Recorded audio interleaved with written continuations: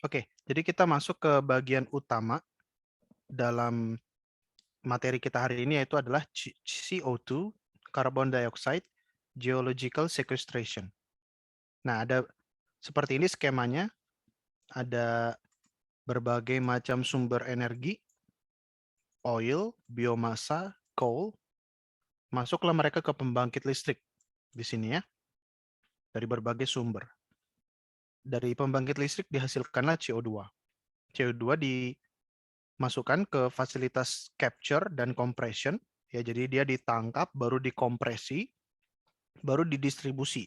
Ada yang memakai untuk produksi mineral carbonation, misalnya dia ingin menghasilkan kapur, CaCO3, pemakaian industrial, chemical, pembuatan semen, pembuatan alkohol, itu bisa.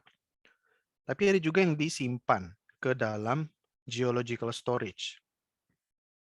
Itu di sini ada sumur, ada yang disimpan di sini, ada yang disimpan di reservoir di bawah laut, dan ada juga di sini ya kalau produksi natural gas, ya, oil and gas company, penghasil natural gas, gasnya diproduksi, langsung disimpan dan diinjeksikan kembali dari lokasi ini ke sini, disimpan di reservoir.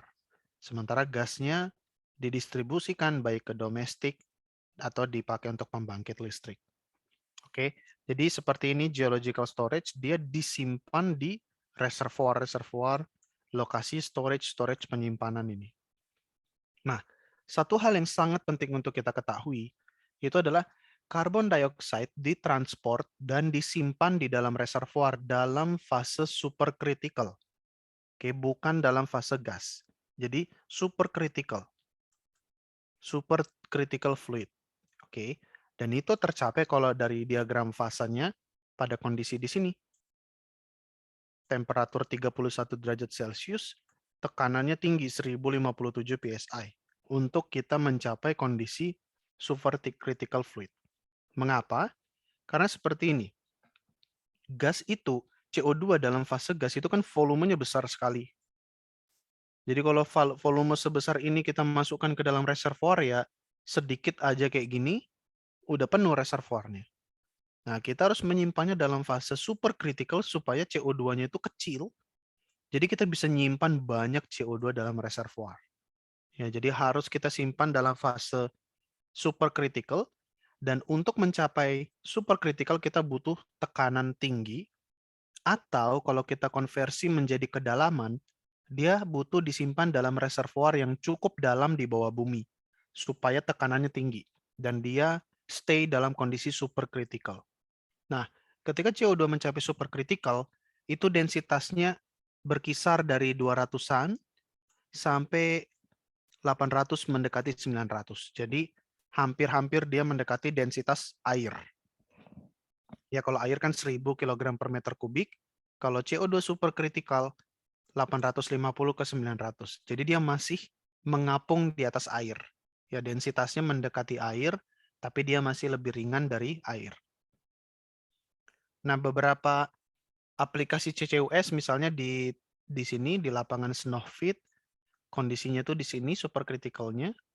Dan kalau transportasi dengan big ship itu dijaga pada kondisi sini, atau kalau transportasi dengan kapal kecil dijaga pada kondisi ini. Dan juga lapangan Sleipner tuh di sini. Jadi intinya memang operasi kita adalah pada daerah supercritical. Again, di sini skemanya ya. Berbagai sumber gas, biomasa, batu bara dibakar dalam power station untuk mengenerate listrik. Nah, di sisi lain ada gas processing.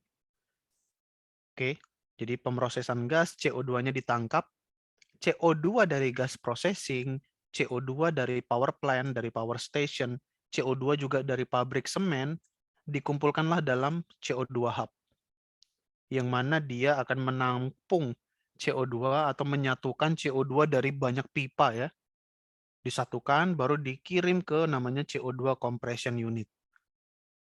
Jadi di dalam CO2 compression unit inilah CO2 itu akan dikompres, dimampatkan sampai fasenya supercritical atau dense CO2.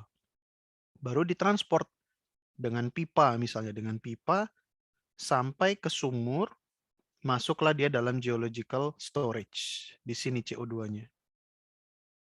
Mantap. Nah, kita perlu tahu bahwa reservoir itu bukan kolam di dalam bumi, bukan sungai, bukan danau di dalam bumi, tidak.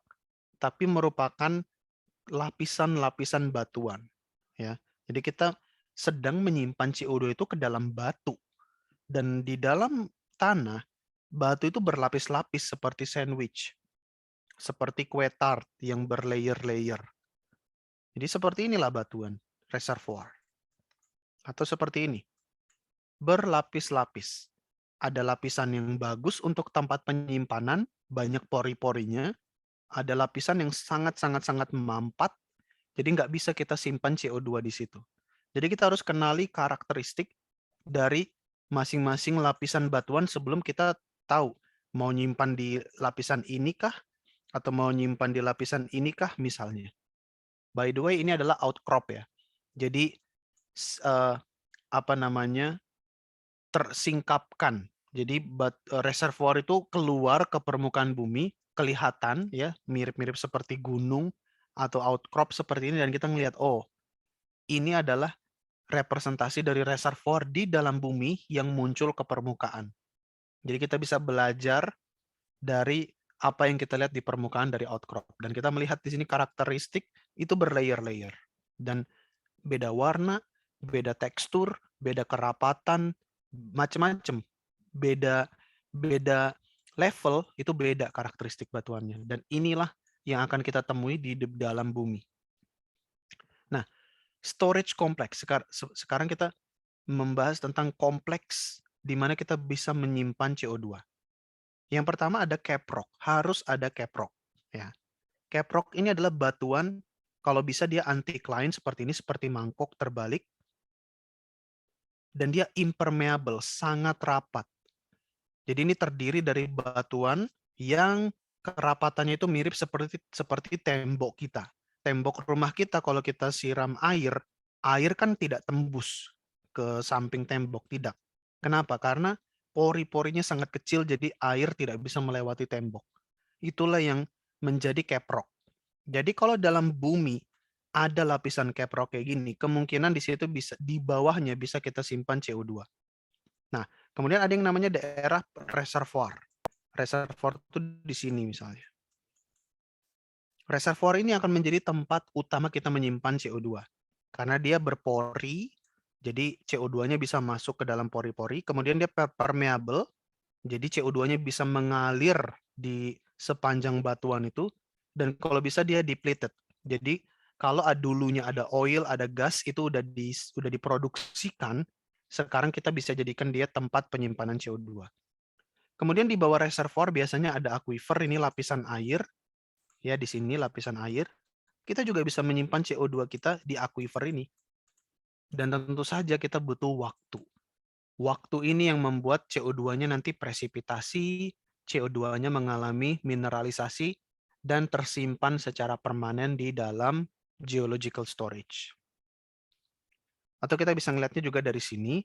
Jadi ada sumur ya, ada caprock, dan kalau bisa caprocknya itu tebel.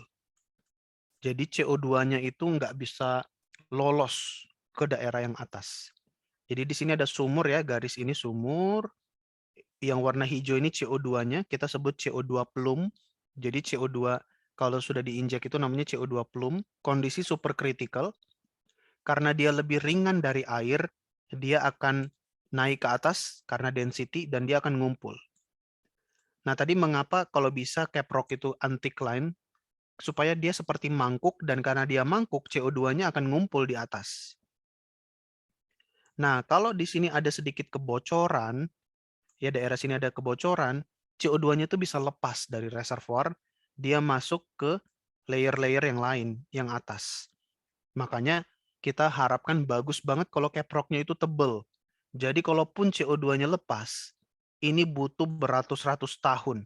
Jadi butuh ratusan tahun, ini sangat lama untuk CO2-nya bisa lepas. Karena ini sangat rapat dan tebel. Jadi nggak mudah juga CO2 bisa lepas begitu aja ke permukaan, tidak. Ya, jadi ini yang namanya storage kompleks, dan juga kalau di bawahnya ada aquifer, kita juga bisa simpan CO2-nya di aquifer. Nah, ini representasi yang lain, kita punya sumur, kita punya reservoir tempat menyimpan di sini. Karena dia berpori, kita bisa simpan di situ CO2-nya. Dan ada seal atau cap rock di sini. CO2-nya karena dia lebih ringan dari water, CO2 akan naik ke atas. Nah, batuan rock yang menjadi seal ini biasanya shale. Batuan namanya shale. Ini permeabilitasnya sangat kecil, sangat rapat, seperti tembok, jadi CO2-nya terperangkap di bawahnya. Sementara yang menjadi reservoir itu biasanya batuan sandstone. Batuan sandstone ini cocok menjadi reservoir karena dia punya banyak pori-pori. Kita sebut dia porous. Jadi CO2-nya bisa tersimpan di dalam pori-porinya. Ya. Dan dia juga punya permeabilitas yang bagus, jadi CO2-nya bisa mengalir melalui batuan ini. Nah, kalau kita bicara oil and gas, ini kebalikannya aja dari CO2 ini. Jadi karena dia berpori, berarti oil bisa tersimpan, gas bisa tersimpan, oil bisa mengalir dengan bagus ya di situ, dan bisa nanti kita produksikan. Tapi kalau reservoirnya ini sebagai storage, sebagai penyimpanan, ya berarti karena dia berpori, kita bisa simpan CO2 di situ. Jadi seperti itu perspektifnya.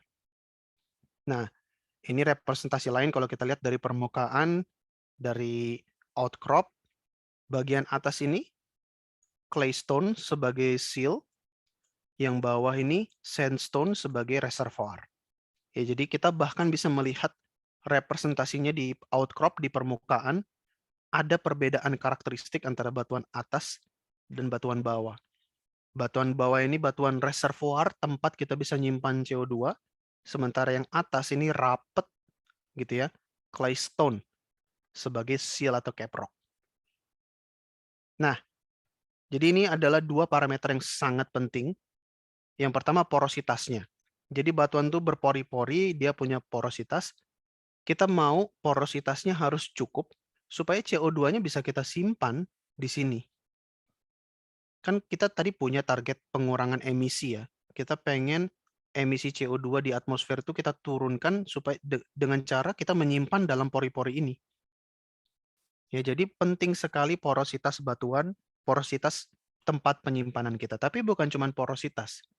Apa gunanya kalau kita bisa mengisi ke dalam pori-pori ini, tapi CO2-nya susah sekali mengalir.